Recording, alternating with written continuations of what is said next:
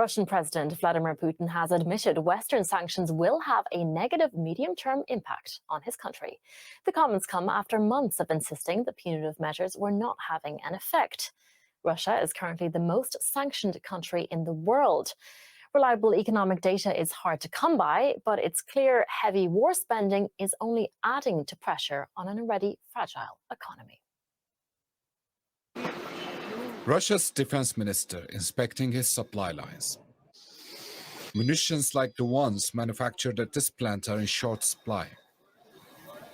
But buying new weapons is an expensive business, and one Russia is hoping to keep out of the public eye.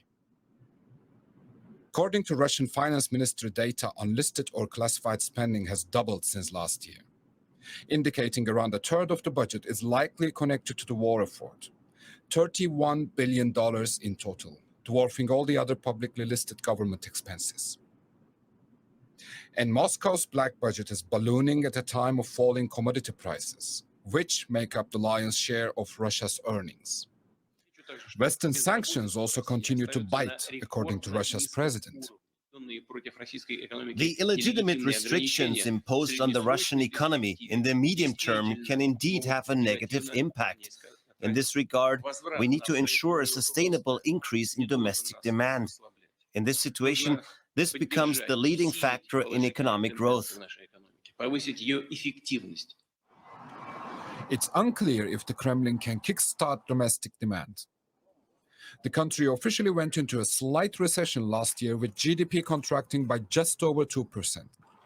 However, that factors in increased military spending, indicating Russia's domestic consumption is likely faring worse than it seems at first glance. And with more and more arms needed to keep Russia in the fight, Moscow's war machine will likely continue to consume the Kremlin's overtaxed coffers. For more on this, I'm joined now by Janis Kluge, a Russia expert at the German Institute for International and Security Affairs. Janis, how significant is Putin's admission that the sanctions are biting? I found it quite interesting, and I think it's significant because, as you pointed out, Putin was saying the opposite just a couple of weeks ago. So what could this mean? I think it means that Putin is realizing that this war is going to be longer than he anticipated, and that it will be more costly, and that it will also demand a lot more sacrifice from the Russian population. And so I think what he's trying to do right now is to prepare the public and also the elites that this is going to be longer and more expensive than originally thought. Now, Janis, Western countries have imposed more than 11,000 individual sanctions against Russia since it invaded Ukraine. Which measures have worked and which have not? I think that each of these measures has a certain effect on the individuals and companies that are targeted. If you ask me for a specific measure that was quite effective, I think it is the oil embargo imposed by the EU. This has really significantly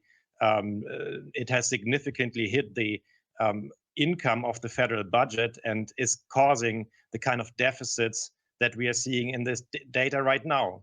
And if you think about sanctions that are probably not having the desired effect, at least not politically in Russia, it is the sanctions on Russian oligarchs. And here, I think the reason is that their influence on the Kremlin and in Russian political decision-making has been, well, I think it has been overestimated in the last years.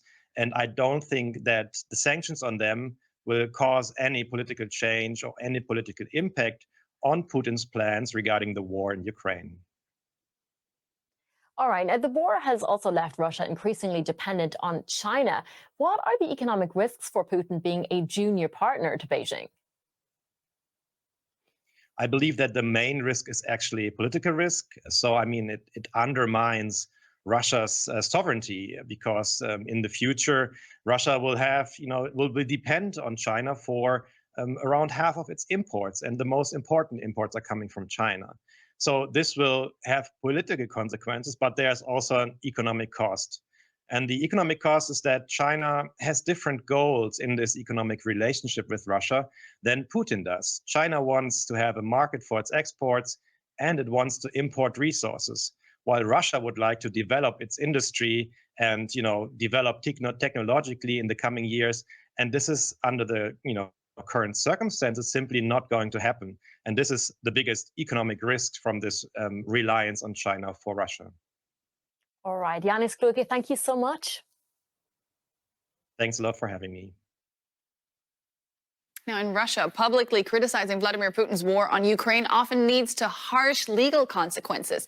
Most people prefer to voice their discontent in private. The Russian elite is no exception here. But now, one such critical and supposedly confidential conversation between two prominent Russians has surfaced online.